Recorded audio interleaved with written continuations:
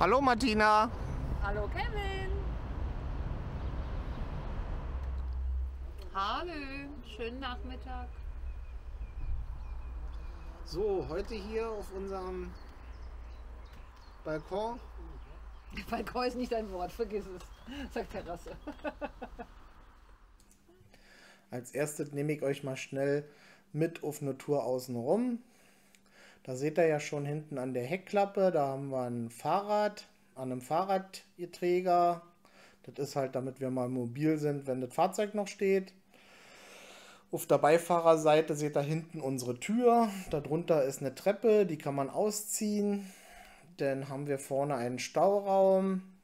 Die Länge von dem Fahrzeug ist 8 Meter und wenn wir die Ladebordwand abklappen, sind wir genau 10 Meter lang. Der LKW ist 3,40 Meter hoch und 2,50 Meter breit. Das sind noch recht akzeptable Maße. Wenn wir jetzt auf die Fahrerseite kommen, da werdet ihr sehen, da haben wir oben 2 Fenster. Das ist einmal im Bettbereich und einmal im Nasszellenbereich. Darunter ist noch eine Serviceluke und gleich sehen wir uns drinne. Ja. Beginnen werden wir mal den Innenraum gleich hier am Eingang. Ist ja naheliegend. Das heißt, hier ist unsere Tür, da kommen wir rein und raus. Hier dieser große Koffer, den habe ich umgewandelt zu unserem Schuhschrank.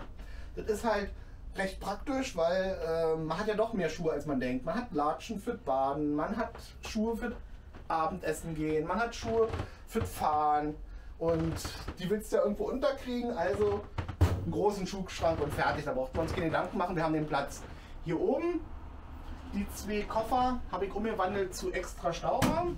Kann ich euch ja mal kurz zeigen. Da kommt später das Gästebettzeug drin. Aktuell liegt ja nur ein Handtuch drin, aber es sind halt Optionen, die wir nutzen können. Und jetzt kommen wir auch schon zu dem Highlight von unserem Fahrzeug. Das ist das große Panoramafenster. Wir haben uns entschieden, hier vollflächig eine große Verglasung einzubauen, damit wir viel Licht haben, viel rausgucken können. Weil ich meine, man steht an der Natur, man steht in der Natur und man möchte einfach mit der Natur interagieren. Und wir Menschen sind Augentiere, also wollen wir gucken. Wir wollen einfach gucken. Und das ist so wirklich auch total schön, hier mal mit einem Kaffee oder einem Tee zu sitzen, wenn es draußen regnet und man drinnen eingekuschelt ist bei 22 Grad. Von dem Fenster kommt man aus natürlich auch direkt auf unseren Balkon. Seht ihr ja, der ist auch sehr groß, also für Balkonverhältnisse, der ist 2,50 Meter mal 2 Meter.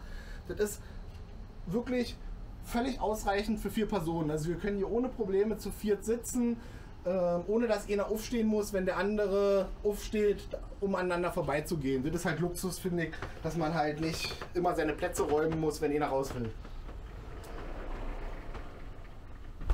So, und wenn wir drinnen angekommen sind, seht ihr ja hier, für die Regentage haben wir hier unsere Sitzecke.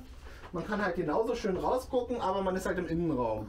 Ist nicht ganz so viel Platz, aber ist trotzdem noch bequem. Den Tisch kann man absenken, da machen wir noch mal ein zweites Bett denn draus, wenn wir brauchen. Und hier oben seht ihr ja noch ein bisschen Stauräume. Und jetzt gehen wir mal rüber und wechseln mal zum Kleiderschrank. Das ist unser Kleiderschrank, der reicht uns aktuell noch von der Größe her aus. Vielleicht müssen wir mal noch ein bisschen mehr Raum für Klamotten nehmen, aber aktuell reicht er. Hier unten haben wir einen großen Schrank, der ist nötig, weil wir von innen auf unsere Terrasse gehen und nicht von draußen unsere Gartenmöbel rausholen wollen. Damit man nicht aus dem Fahrzeug rausgehen muss, müssen wir unsere Gartenmöbel im Fahrzeug lagern und da auch rankommen können. Das heißt, wir gehen hier ran, holen unseren Tisch und die Stühle raus, gehen auf den Balkon und betreten den Boden gar nicht. Das heißt, wir campen ja offiziell auch gar nicht, weil wir ja das Fahrzeug gar nicht verlassen und wir bauen ja auch keine Bestuhlung draußen auf oder ziehen eine Markise auf. Wir sitzen ja hier immer drinnen im Fahrzeug. Das heißt, wir können hier an jeder x-beliebigen Straße draußen sitzen. Und das ist noch legitim mit dem deutschen Recht. Wie es in anderen Ländern ist, weiß ich nicht, aber in Deutschland ist es halt kein Campen, solange ich nicht Bestuhlung am Straßenrad auspacke oder eine Markise ausfahre. Dann gehen wir mal weiter hier oben. Da ist ein Fach, das ist 2,20 Meter lang. Und da haben wir halt die ganzen sperrigen Sachen drin. Aktuell sind da meine Angeln drin von Martina der Bogen und ich glaube ein großer Sonnenschirm. Ich zeige es euch mal einfach. Das ist halt für Sachen, wo man nicht jeden Tag ran will oder muss. Lange Rede, kurzer Sinn. Ich denke, ich gebe jetzt weiter an Martina. Die zeigt euch gleich die Küche. Dann haben wir ein Problem. So, die Küche, die Küche, die Küche. Unsere Küche ist das Herz von unserem Ausbau. Wir haben uns dafür entschieden, dass wir die Küche so groß und in der Mitte gestalten, dass man überall kommuniziert. Das heißt, wenn man im Bett liegt, kann man plaudern, wenn man gegenüber sitzt, kann man schwätzen und wenn man auf der Terrasse sich sonnt, kann man meckern, dass man zu lange in der Sonne gesessen ist. Unsere Küche ist komplett mit normalen Größen gebaut, weil wir keine Spezialgeräte kaufen wollten, sondern einfach einen normalen Kühlschrank, normale Mikrowelle, die wir zum Beispiel hier oben in den Oberschrank einfach eingebaut haben. Mikrowelle und Co., was eben dazu gehört, gleich drunter. Und dasselbe gilt für alle Geräte, die drin sind. Weil wir ja mit Solarstrom arbeiten, haben wir halt ein bisschen darauf geachtet, dass sie nicht zu hochenergetisch sind. Meine Küche hat eine Oberfläche, und zwar ist es ein Holz, was man scheinbar nur beim Bauen verwendet, hat uns aber sehr gut gefallen.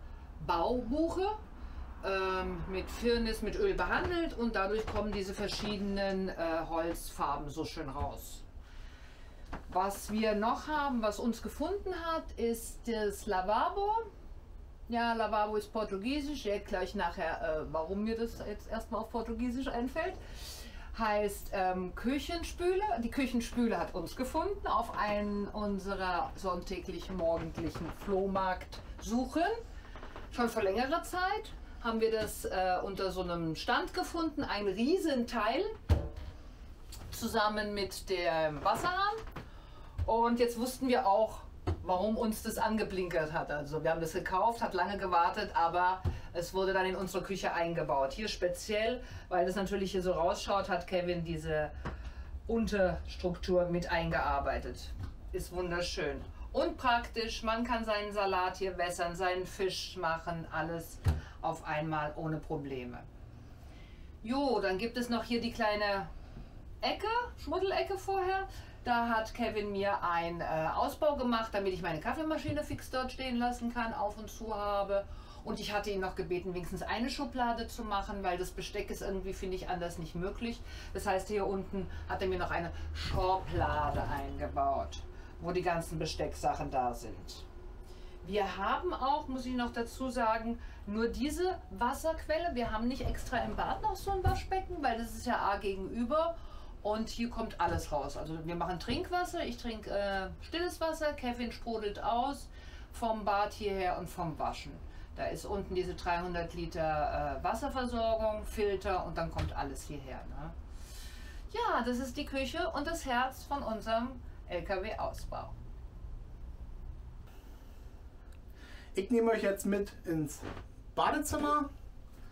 Da seht ihr ja gleich am Eingang hier, da haben wir unser Design weitergeführt vom Eingangsbereich. Und zwar habe ich aus diesem alten Werkzeugkoffer unseren Badezimmerschrank gebaut. Einfaches Prinzip, aber zweckmäßig, da kann nichts rausfallen und er reicht für uns vom Platz her. Martina kriegt alles drin, was sie braucht. Und meine Zahnbürste ist auch noch in der Ecke. Hier unten geht es weiter mit unserer Trenntoilette. Manche nennen sie auch Komposttoilette. Wir haben uns dafür entschieden, weil wir ein chemiefreies System haben wollten, wo kein Entsorgungsproblem ist. Weil wir haben ja wirklich vor, mal Reisen zu unternehmen, längere Reisen, und man hat nicht überall diese super Infrastruktur, die man hier in Deutschland gewohnt ist. Und wir haben halt kein Problem mit dem Entsorgen so. Also ein sehr viel kleineres Problem.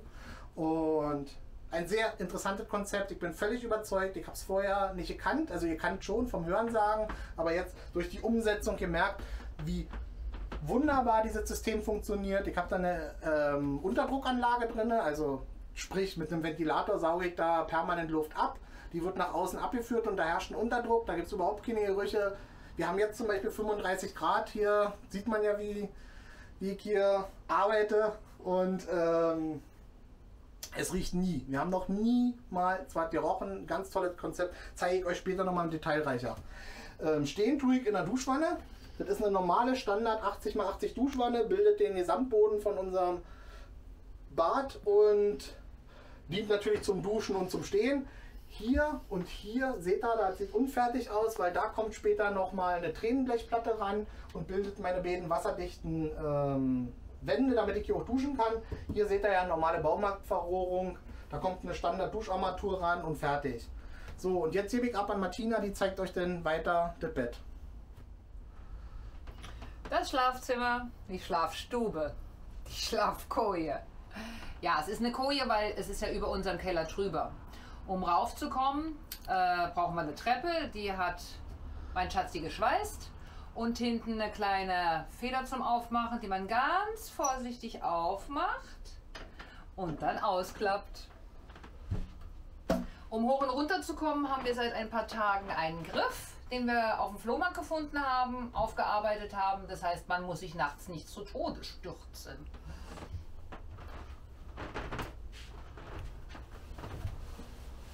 So, hier oben haben wir uns für eine Queen-Size-Größe entschieden. Das sind 1,60 Meter mal 2 Meter.